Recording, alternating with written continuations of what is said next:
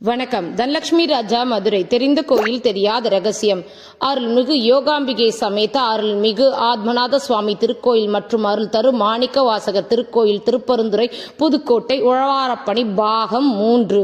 திருப்பெருந்துறையில் அமையப்பெற்றுள்ள 1100 ஆண்டுகள் பழமையான அல்ல குறையாத கலை நுணுக்க சிற்பங்களையும் ஆன்மீகத்தின் எல்லையில்லா பேரானந்தத்தையும் தரவல்ல பழமையான தொன்மையான ஆவுடையார் திருக்கோயில் பெயர் பெற்ற ஆத்மநாத சுவாமி திருக்கோயில் உழவாரப்பணி திருப்பூர் திருவண்ணாமலை சேவை மாலதி சிவகுமார் அவர்களின் மூலமாக இந்த ஆத்மாத்தமான உழவாரப்பணிக்கான சேவை எங்கள் குழுவிற்கு கிடைத்ததனை பெரும் புண்ணியமாக கருதுகிறோம். வாழ்நாளில் கண்டு வணங்கக்கூடிய அரிய சிறந்த கோயில்களில் ஒன்றான ஆத்மநாத சுவாமி திருக்கோயில் உழவாரப்பணி சிறப்பாக செய்து முடித்தோம்.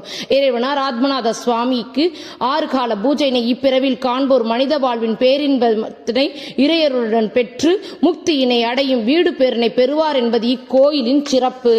இறைவியாக யோகாம்பாள் தெற்கு நோக்கிய சன்னதியில் சுவாமியை போலவே அருவுருவமாகும் ஸ்ரீ யோகாம்பாள் சிவ யோக நிலையில் திருமேனியின்றி சத்தலா பத்ம பீடத்தில் 100 இதழ்கள் கொண்ட தாமரை பீடத்தில் தவ யோக நிலையில் யோகாம்பிகையின் திருவடிகள் மட்டுமே தங்கத்திலான யந்திர வடிவில் உள்ளது எனவும் முன்புறமாக கருங்கல் பலகனி வழியாகத்தான் அம்பாளை தரிசனம் செய்ய முடியும்.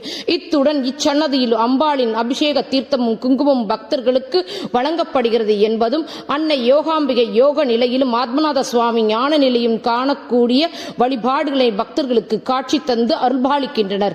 மாணிக்கவாசகர் திருவாசகத்தின் மூல பரம்பொருளான தத்துவத்தை ஒரே கற்சிலையான வடிவமைக்கப்பட்ட மூர்த்தமாகவும் ஆத்மநாத சுவாமிக்கு 6 கால பூஜை உஷா காலம் திரிகாலச்சந்தி காலச்சந்தி உச்சிக்காலம் சாயரஜை அர்த்தஜாம பூஜையினை போலவே மாணிக்கவாசகருக்கும் 6 கால பூஜை செய்யப்படுகிறது என்பது விசேஷம்.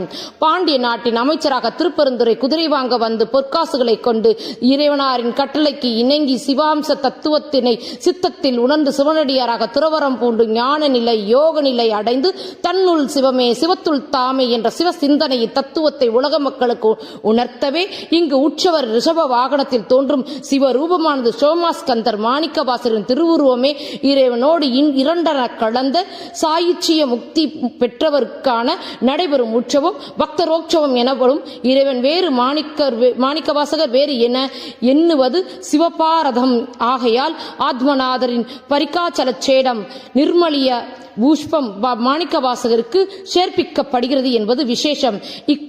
கோயிலில் காலா தத்வா தத்வாத்வா புவனாத்வா வர்ணத்வா மதாத்வா மந்திராத்வா முதலிய ஆத்வாக்களை குறிக்கும் 6 வாயில்களும் கனக சபை நடன சபை தேவ சபை சித் சபை சத் சபை ஆனந்த சபை என 6 சபைகளுடன் காணப்படுவது எக்கோயிலும் காணப்படாத கட்டமைப்பு தனிச்சிறப்பு ஆகும்.